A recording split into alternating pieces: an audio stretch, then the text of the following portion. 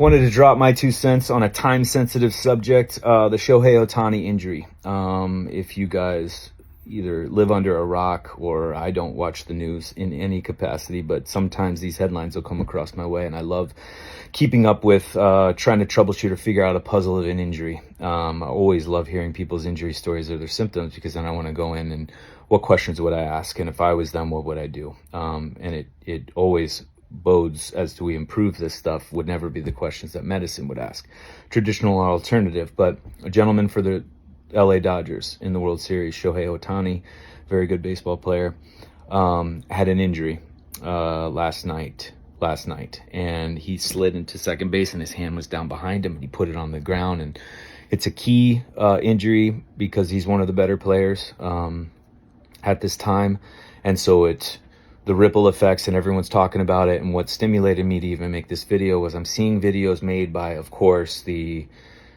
top that we listen to and live and die on their word are orthopedics, MDs, surgeons. And so some of the videos I've been listening to, I just want to troubleshoot some things, so that, because I see hundreds of thousands of views, and that's what bothers me the most. I'm like, because then those hundreds of thousands of people are going to talk to and parent, double that or whatever it is. And I'm like, fuck. And then these are the people that I end up talking to when we go into full evaluations. You got to break apart this story and this callus that's been built up over this person from the way that they speak about illness, disease, or injuries. And they're all together. They all come from the same place.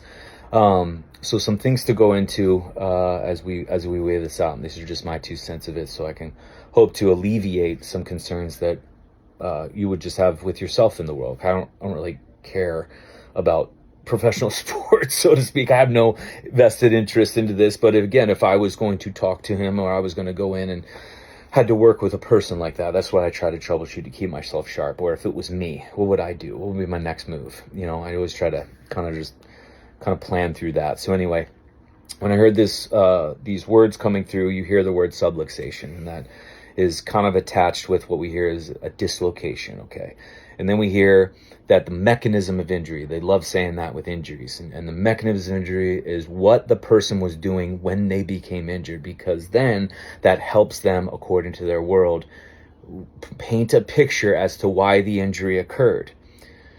Well, then it becomes a problem, because you start to hear these words tail around that go, mechanism of injury was getting hit in the head at this angle, or throwing a ball and your elbow does this, or stepping and your knee does this when you're running, or your foot pronates and this is what happens when it buckles in, and blah, blah, blah. Mechanism of injury. And so then they apply all this data to the mechanism of injury, and then they try to correct all these mechanisms of injury in rehab or training, or get everybody terrified, just like we get everybody terrified of metals, get everybody terrified of toxins, get everybody terrified of fats and cholesterol, everybody terrified of meat, and terrified of the air, and terrified of 5G, and terrified of everything else, because the mechanism of illness, root cause, mechanism of injury doesn't make any sense. We got to go deeper than that. Let me share why.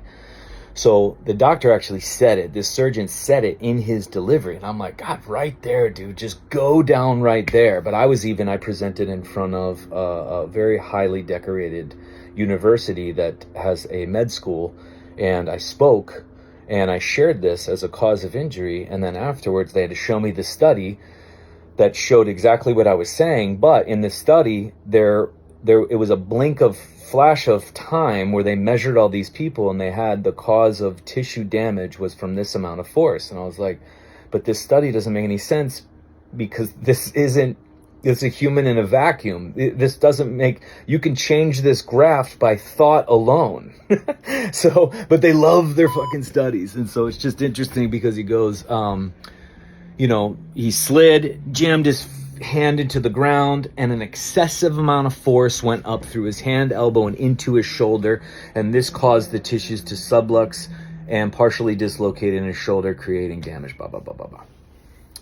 And I was like, that right there was the cause of injury. But he doesn't stay there. He then goes in and goes where, the shoulder extends, and the body's not well when the shoulder extends, and it abducts, meaning going away from your body. Again, 2 words you don't have to know. Subluxated, you don't have to know what that is. Dislocated, you don't have to know what that is. Mechanism of injury, you don't have to know what these are. It don't make any sense.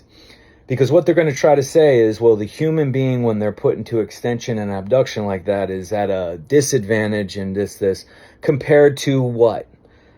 Another position that person could be in. Well, yeah, of course there's, like me standing at attention, I could be harder to push me over than if I lifted my one foot off the ground and stood on my toes.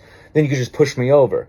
So I'm less advantageous, less mechanically advantaged when I'm standing on one foot with my toe off the ground or my heel off the ground. Well, sure. But can I do that move? Yeah. Then I need to be very good at that move. Very good. And I need to be very good when my shoulder's back like that. And I need to be very good when my arm's back like that. And if somebody's going to hit my head, I need to be very good at that.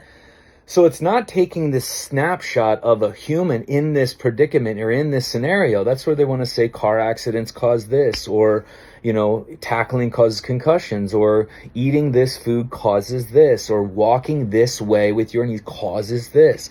They call them risk factors. That doesn't make any sense, because a factor of risk, water, air, light, everything is a risk factor to a certain extent, and it's not even a concentrated method using that sort of system. It doesn't make sense because you're taking the human out of it. So now, who was involved in that position that he was in? Shohei Ohtani was. I got questions for him if I'm going in as his case and I'm going in, or I'm him. So I don't even care what the imaging says, because the imaging is just, it's not going to tell you anything. Best thing that they did that you could tell that I knew he was going to play tomorrow, because he will, his strength was good after the injury and his range of motion was good. Of course, done. There's a chance he just broke up some scar tissue from like training damage and previous injuries, to be totally honest. A subluxation means like it came out, went back in. I've done it. I actually did this injury in college. After a surgery that I had from an infection that was putting me at risk, in a position to have my body create an infection from this dye, and then all the scarring that went in there. I did the same slide, pulled back, and all this stuff goes and just popped to all hell. I didn't tell anybody. I got up, had pain, went into the dugout, was moving it around. Strength, range of motion was fantastic. Played out the rest of the time, which was just DH, and then came back out. Now again, you can't compare the two, but they were very similar, and very similar things where I got up and was like, oh man, I'm not worth $500 billion or $500 million, but I would go in and try to troubleshoot and put this in. An excessive amount of force came into my body. Now let's put this in perspective. Why is it excessive? Well, what are the tissues that manage the forces of our lives? Muscles. Which muscles? All of them, from hands to toes. So when we slide or do things, our hands to our toes have to sync up at any given time. Now, what predicts a muscle's ability to manage a level of force at any given time? Its amount of strength, its ability to oppose force, its strength. But no matter how strong you get a muscle, what are things that can affect a muscle's ability at any given time? Shit. Shohei Ohtani. So let's go into him. Hey, thoughts, feelings, intentions, what drugs you on, what medications you on, are you on peptides, are you on testosterone, are you on supplements, are you on herbs, what's your nourishment like, what's your beliefs, what's your routine at night, what's going on at home, what's going on at that time, how you feeling, how are the legs, how are the feet, you could get into every single factor, which is what you have to break down, but that's only for him to do. So an excessive amount of force at that time, because it was him in that scenario, not the mechanism of injury, subluxed, extension, abduction, excessive hyper, dislocation, and then whatever's in the imaging. Even if the imaging showed 3 torn ligaments, doesn't make any difference. Is his strength good? Is his ability good? And does he have full range of motion? Sure. Then it doesn't matter. The tissues don't determine your ability. I've seen 10 herniated discs confirmed by MRI, and I've seen full capacity. I've seen no herniated disc, and I've seen complete discombobulation. I've seen bone on bone in the hip, and I've seen a clear space in the hip, and I've seen 2 different results. The imaging doesn't mean anything. I keep saying this. It doesn't determine anything. Even the torn tissue doesn't determine your symptoms. Fact. It's everything going on around you that's the expression of what you're supposed to look at, not because that would be the case if that was the cause of that, then we could go ahead and fix that, cut that out, and we could just put this person here. And there's a lot of the times we cut out that and their expression of healing is worse. Or we do this and they feel fantastic for 3 months or 3 years and then all hell breaks loose. Sure, because there was more there than this singular entity going on in a diseased tissue or ill tissue or broken tissue. But that's what medicine does, an uncanny knack of doing that. So again, when you're thinking about your injuries in the world, or you're thinking about watching as you go through and you're troubleshooting certain things, mechanism of injury doesn't, if the human body can move in a direction that they're pointing out, then the human body is supposed to prepare to do that movement, that they're able to, because they tried to do this in chiropractic school to us. It was hilarious. I wanted to drop out after third quarter. None of it made sense after third quarter. It just wasn't feeling right. And I was just looking around. I'm like, I got to get the fuck out of here. But I was telling my friend about it, and she's like, well, get out of it now before your loans and debt and all this other stuff. And I'm like, I didn't really have a plan set up, and it was more out of laziness. And I was just like, I don't know. I mean, I can stick through this because the school was a joke. School's not hard, so I can just kind of do this. It's something to do.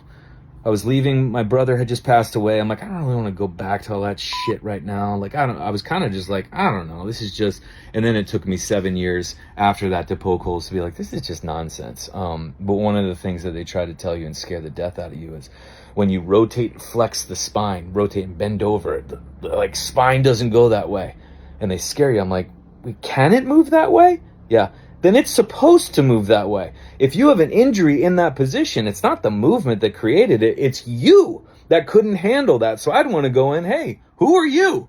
Oh, I'm a teacher at this fucking school, or I'm on medications, or I'm doing all this energy work to hide all this stuff, or I'm doing all this, like, okay, let's go into your case. Let's go into the individual. But again, how we speak about injuries takes out, these words take out the human factor. So again, if I'm going in, or if I'm him, or I'm going and evaluating him, I would want to put him into those positions. And I'm sure that he's got his team and he's doing his stuff. And it's not to pick apart that. I'm just trying to get you, when you're watching these, to watch out for how they speak about injuries. It's not to criticize how the Dodgers are handling this or whatever. I don't, all professional sports, we can go ahead and put into one big umbrella. But it's not, they're doing what they're doing. I'm just saying, when you hear these words or hear these talk about injuries, even when you hear illness or disease, it's just to get you guys smarter so that you even just flip it off, or it doesn't even hit you. And the only reason it hit me was just from a teaching standpoint and seeing the hundreds of thousands of views and being like, fuck, now people are going to sit there and go, oh, that's why, because you can't ever put your arm that way, and you can't do this and you can't do that. It's a lot of this avoidance, prevent, do this kind of stuff. That's why we have this eat this way to prevent this disease, and that never works. Train this way to prevent. And it just goes to show perfectly, he's a very strong individual. He's humongous, very strong, very athletic, specimen of performance. But at that time, it was too excessive amount of force for him to handle at that time. So strength really isn't, now we can bring strength up to any given level, but then are there things that are going to affect the muscle at any given time? Sure. And the higher that muscle is, the more you can affect, the more you can kind of play and break those rules, so to speak. So there is no world where being too strong is going to be a negative. There just won't even be, even in their monkey research, where it's, study shows being too strong is a detriment to, it's just never going to happen. How we acquire that strength, absolutely. The majority of what's going on now isn't really usable muscle or coherent or comprehensive muscle, so to speak. It's just bulk. It's just size. They just cover up all this stuff. So again, there's more to what's going on when it comes down to an injury. But I would want to see not these ghetto tests that they do where you just put your arm out in front of you, put your arm out, put your arm out, put your arm out, and test. Those aren't really going to apply to anything. And even I sat at a round table of a bunch of surgeons here in San Diego when I was promoting my book, and they even asked, are there more functional tests that we can do in the office to save space than just the strength tests that we do? So they even knew those tests were bogus.